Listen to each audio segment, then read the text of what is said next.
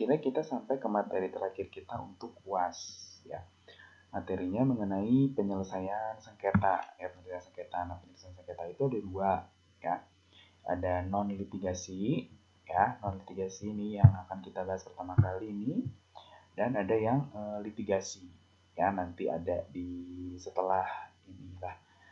Kita bahas yang non dulu yang lebih banyak ya, yang banyak yang non litigasi. Nah, sebelum kita masuk ke non litigasi itu apa litigasi, kita berangkat daripada sengketanya dulu ya, termasuk sengketanya dulu gitu. Nah, sengketa itu dari pengertiannya di sini perilaku pertentangan antara dua orang atau lebih ya, dapat menimbulkan suatu akibat hukum dan karenanya dapat diberi sanksi hukum bagi salah satu pihak. Nah, jadi di sini teman-teman sudah dapat pengertiannya gitu ya. Pertentangan ya, jadi terjadi pertentangan antara dua orang atau lebih.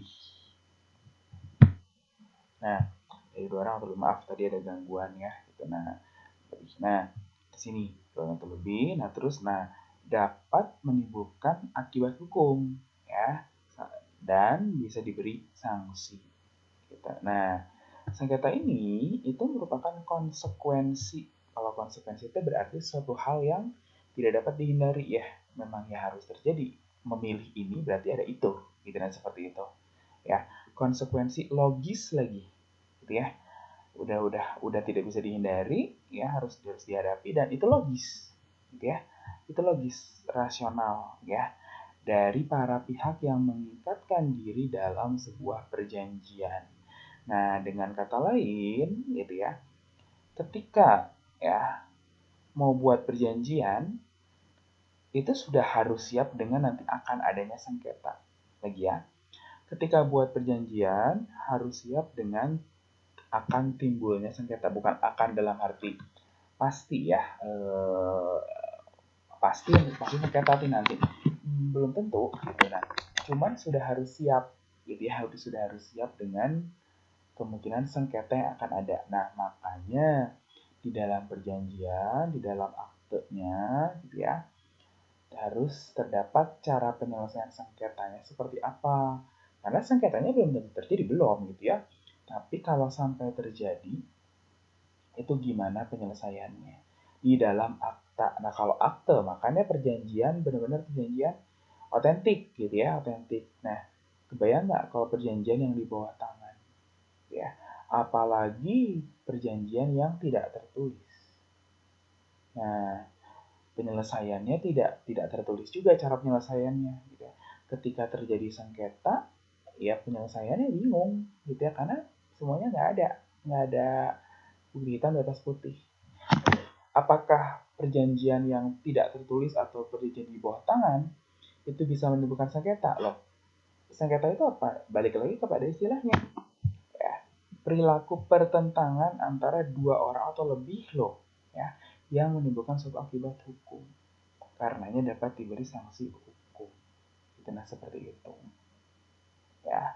Nah, itu ya di sana. Nah, kalaupun perjanjiannya itu tidak tertulis gitu ya, ketika misalnya sampai akhirnya ke pengadilan ya, ketika kedua belah pihak akhirnya mengakui gitu ya, misalnya si A, saya begini meminta B begini, akhirnya B bilang ya saya mengakui dan akhirnya saya salah, ya udah akhirnya si B-nya itu bisa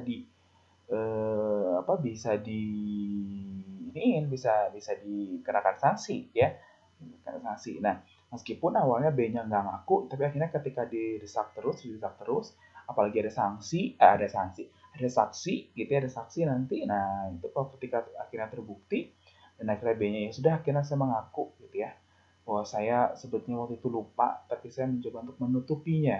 Nah, dia mengakui di dalam pengadilan, ya itu bisa terjadi, bisa diakibatkan sanksi hukum. Itu nah seperti itu.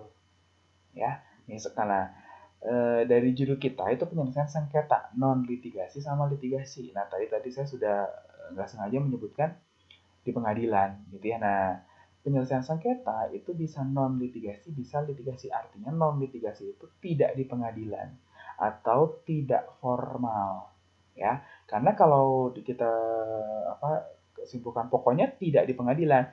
Kemarin yang arbitrase juga tidak di pengadilan gitu ya. Nah, jadi nanti bisa bingung gitu ya. Nah, maksudnya pengadilan atau non pengadilan itu formal gitu ya. Litigasi itu non formal atau informal. Jadi penyelesaian sengketa itu bisa informal, bisa informal gitu. Kalau arbitrase yang kemarin itu formal hitungannya, ya formal hitungannya, tapi tidak melalui pengadilan ya, nggak pakai hakim, jaksa, masih ingat kan syarat-syaratnya kemarin gitu ya, ada di PPT-nya, bisa dibaca lagi. Nah seperti itu sengketa ya.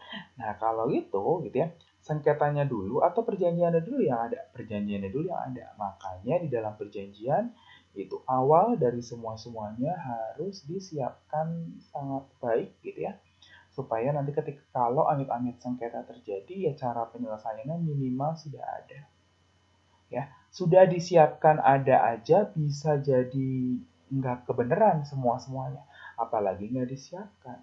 Nah seperti itu. Nah syarat sahnya perjanjian di sini sudah pernah kita bahas ya di materi yang pas proses bisnis sebelum UTS ya. Ada empatnya syaratnya yang sepakat, yang jelas ya, atau cakap ya dalam buat perjanjian. Pengertian cakap itu bahwa mereka sudah diakui sebagai subjek hukum tuh ya. Nah adanya hal tertentu yang dibuat perjanjiannya, dan sebab yang bikin perjanjian itu adalah sebab yang halal. Nah 1 sama 2 itu disebutnya syarat subjektif, 3 dan 4 disebutnya syarat objektif. Yang disebut dengan syarat subjektif adalah syarat subjeknya, syarat yang pelakunya. Tapi kalau objek, ya syarat objektif berarti syarat di yang apa yang mau dijanjikannya. Gitu ya, seperti itu. Ya, ya kan ingat ya kalimat subjek, predikat, objek, subjek itu pelakunya, berarti syarat di pelakunya. Kalau subjek, predikat, objek itu ininya apa halnya gitu ya, halnya gitu. Nah berarti ya syarat di halnya tersebut ya bisa barang, bisa jasa, apapun halnya. Nah seperti itu.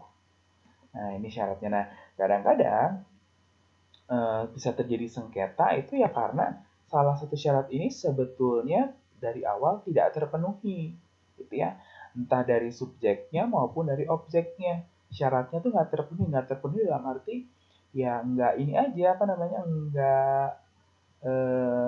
nggak pas gitu, bisa dari subjeknya ternyata orang pelakunya kemudaan, maaf kelewat, kemudaan gitu ya, terus kalau misalnya dari objeknya ya mungkin ternyata objeknya objek barang-barang yang memang apa ya, waktu bikin perjanjian itu sangat sulit dinilai harganya gitu, misalnya seperti itu ya, karena barangnya sangat sulit ditemukan di pasaran sehingga acuan harga pasarnya nggak ada gitu, misalnya seperti itu. Nah kayak gitu ya gitu. Nah itu jadi apa namanya, pemicu syarat ini ya berarti pemicu juga bahwa nantinya akan terjadi sengketa gitu, seperti itu. Sepakat gitu ya, waktu itu sepakat, ternyata pas udah jalanin ini, kenapa ya kok saya berasa rugi ya, kenapa ya lebih untung ya, seperti itu. Perasaan-perasaan seperti itu yang timbul, lama-lama akhirnya nggak sepakat lagi ya, sengketa akhirnya ya. Nah karena ketika kedua belah pihak mengadakan perjanjian, berarti 1, 2, 3 ini ya itu sudah menjadi konsekuensinya. Artinya ya kedua belah pihak terikat gitu ya, terikat untuk melakukannya gitu ya, harus berkewajiban gitu. Nah seperti itu ya, bisa ditarik sih sebetulnya, tapi juga kesepakatan kedua belah pihak, kesepakatannya gitu ya, kesepakatan kedua belah pihak gitu. Nah etikatnya harus baik gitu, seperti itu. Nah makanya di sini ya ketika ada yang ya kadang-kadang kan mungkin orang manusia ya, misalnya mengelabui gitu loh. Nah sehingga pada saat bikin perjanjian salah satu pihak nggak sadar gitu ya. Nah nggak sadar, dan ya berarti kan yang pihak yang mengelabui itu dari awal nggak punya etikat baik ya. Gitu, nah seperti itu. Nah itu nanti yang bisa jadi sengketa. Meskipun akhirnya loh, kalau nggak etikat baik kan berarti nggak boleh perjanjian, tapi kan nggak bisa dibuktikan. Kalau yang nggak punya etikat baik itu nggak mau ngaku gimana?